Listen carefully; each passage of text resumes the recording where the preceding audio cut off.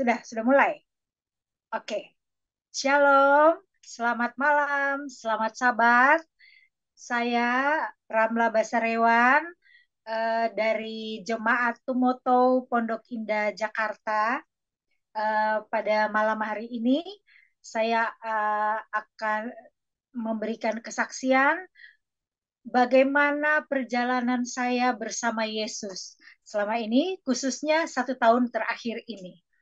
Terima kasih kepada Hope Channel yang sudah memberikan kesempatan kepada saya, yang memang saya merindukan untuk memberitahukan betapa baiknya Tuhan itu ada, dan saya apabila kita berjalan bersama Tuhan, pasti semuanya kita akan lalui dengan penuh sukacita dan tetaplah berpengharapan. Dan sebelumnya saya akan memberitahukan, mungkin ada yang bertanya-tanya kenapa saya pakai tutup kepala ini, karena saat ini saya sedang sakit kanker payudara. Dan kesaksian saya ini bagaimana Tuhan memimpin beserta dengan saya selama saya menghadapi perjalanan uh, uh, untuk pengobatan dari kanker ini. Oke, saya akan mulai. Kira-kira tahun yang lalu, saya mulai merasakan ada keanehan di badan saya, khususnya di dada ya. Dan ketika saya membicarakan itu dengan suami, dan saya mencari tahu dan masih kurang percaya, teman-teman ada yang mengatakan itu, tapi sebagai manusia yang berdosa, saya tentu takut ya, pasti takut sangat.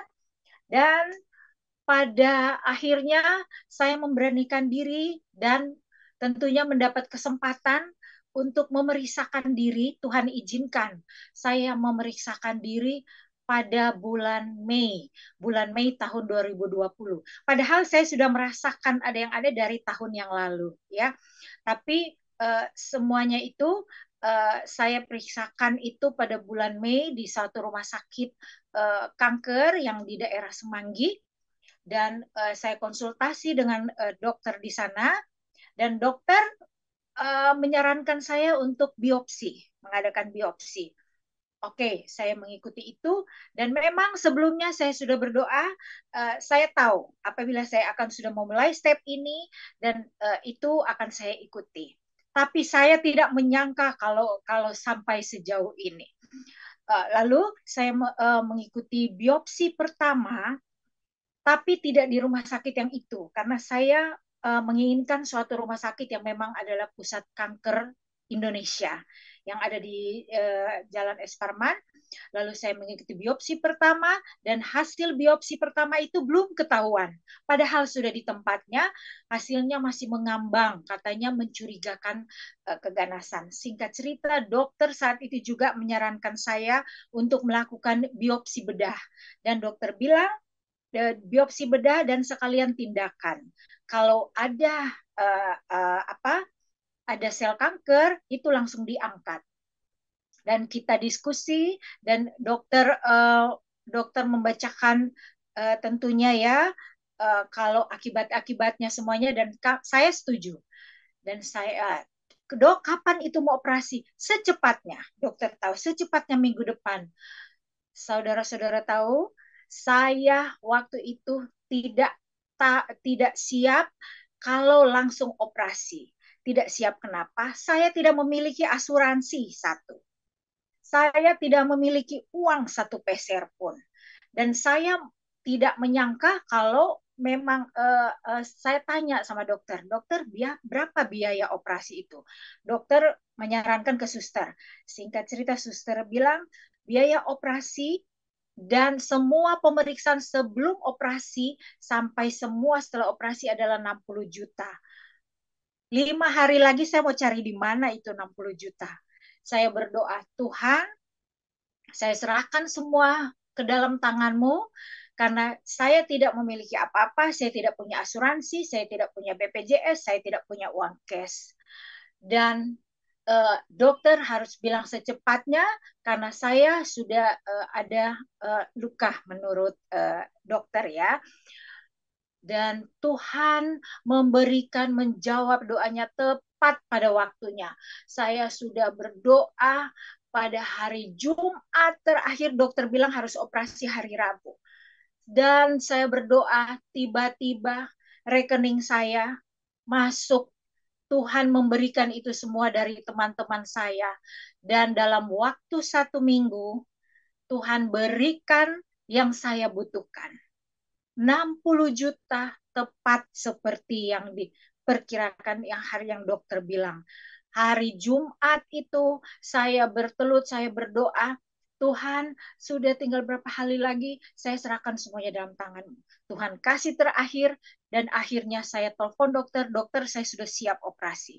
Dokter langsung bilang hari Senin segera operasi, segera ke rumah sakit, periksa mulai dari jantung dan terakhir anestesi dan lain-lain untuk persiapan operasi hari Rabu. Dan saya mengikuti itu semua, dan uang saya Tuhan kasih tepat semuanya, dan hari Rabu saya masuk rumah sakit dan langsung ditahan dokter, dan hari Jumat tanggal 22 Juli saya dioperasi.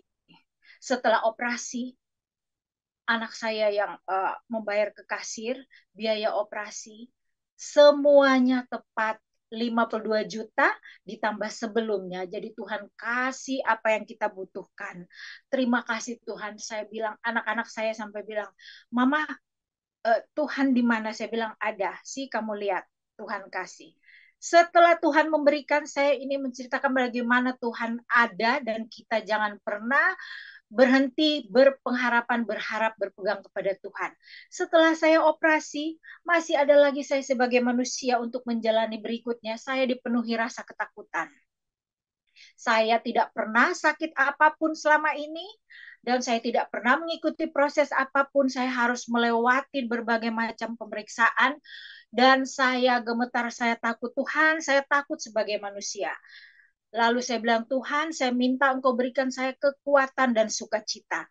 Dan Tuhan menjawab doa saya diberikan kekuatan, saya berhasil menjalani semua sampai dengan PET scan, sampai dengan pengambilan darah, sampai dengan ruangan-ruangan yang menurut saya begitu menyeramkan. Sebenarnya ruangannya bagus, ruangan di basement itu bagus, lux, tapi saya sangat kaget dan takut membaca tulisan-tulisannya itu. Ruang nuklir, ruang radiasi. Oh Tuhan, saya bilang, saya terakhir dirawat di rumah sakit waktu saya melahirkan anak 3 tahun 98, dan saya harus mengalami semua ini. Dan akhirnya saya bisa mengalami, saya bernyanyi dalam hati waktu saya masuk ke lorong itu, saya menyanyi, Tuhan pimpin sepanjang jalan. Akhirnya saya diberikan kekuatan. Tuhan berikan kekuatan. Pada waktu memasuki kemoterapi pertama, saya semua kemoterapi pertama harus dirawat di rumah sakit 3 hari paling lama. Oke, saya dirawat untuk observasi. Setiap pagi saya memasang audio renungan pagi. Satu ruangan saya 4 orang. Sebenarnya saya jatahnya berdua, tapi mereka bilang, Bu, kamar berdua sudah penuh, ada berempat. Nggak apa-apa, saya bilang, semakin rame nggak apa-apa. Lalu saya berempat. Saya tiap pagi masang audio renungan pagi, dan anak saya bilang, Mama jangan berisik, nggak semuanya di sini mendengar. Mereka nggak semua orang Kristen di sini, nggak apa-apa, ini udah pelan. Tiba-tiba ada yang memanggil saya, Ibu Ramla, Ibu Ramla. Saya kaget. Itu mau kemo pertama. Aduh, ada yang namanya mirip Mama, kata anak saya. Ternyata pas di samping saya, ibu-ibu, dia kanker usus kalau nggak salah, usus besar. Dia memanggil saya, dan karena hanya saya yang kemoterapi di situ, saya bisa jalan-jalan. Saya jalan ke dia, dia bilang, Ibu tolong doakan saya. Saya kaget, tolong doakan saya nggak kuat. Oke, dia minta doa, saya berdoa. Saya baru mau berdoa, di depan saya anaknya yang tungguin mamanya depan saya minta lagi, ibu, saya dengar, karena saya bilang semangat ya, mama saya tolong didoakan. Mama saya tolong didoakan kanker tiroid. Oke, saya doakan. Samping kanannya anaknya yang tungguin, tante tolong mama saya juga. Jadi ibu-ibu semua, saya berdoa, saya minta namanya, saya berdoa kuat-kuat di situ. Saya bilang, Tuhan, kami ini adalah anakmu, selamatkan kami, ampuni dosa kami, berikan kekuatan dan sukacita. Saya kembali ke tempat saya. Terima kasih Ibu. Saya pasang lagu rohani, lalu kita tidur. Malamnya yang di depan saya sebelah kiri dipanggil-panggil suster, dia sudah dipanggil Tuhan, dia meninggal. Aduh saudara-saudara, darah saya naik langsung dan saya harusnya 3 hari menginap, saya menjadi 4 hari karena saya stres. Saya stres, saya berdoa sama Tuhan. Tuhan berikan saya kekuatan. Obat kemo tidak langsung masuk karena darah saya naik turun. Akhirnya saya berdoa, Tuhan kasih kekuatan, saya berhasil kemo pertama pada saat itu.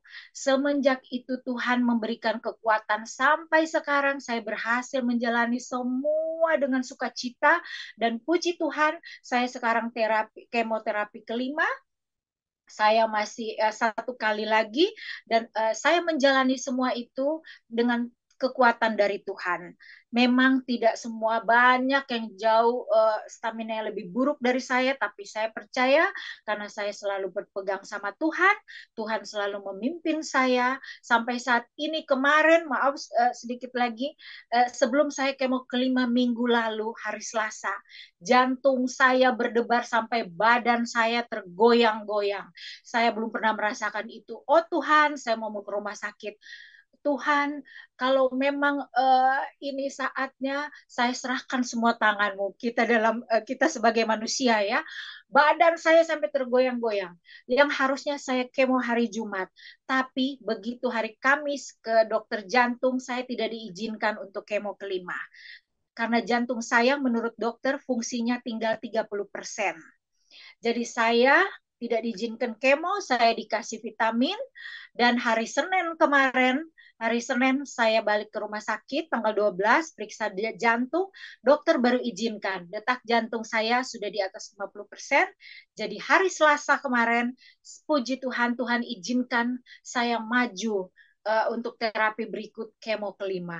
Sampai saat ini, dan saya tetap berserah sama Tuhan, saya tetap berdoa, Tuhan berikan kekuatan dan sukacita, dan saya percaya kalau kita selalu berpegang kepada Tuhan, kita berpengharapan Tuhan akan memberikan kekuatan apapun itu kepada kita.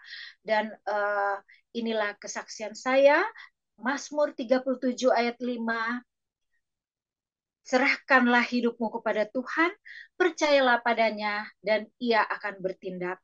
Itulah yang Tuhan lakukan kepada saya, walaupun saya tinggal sekali lagi terapi, tapi saya yakin dan percaya, dan saya tahu Tuhan beserta dengan saya.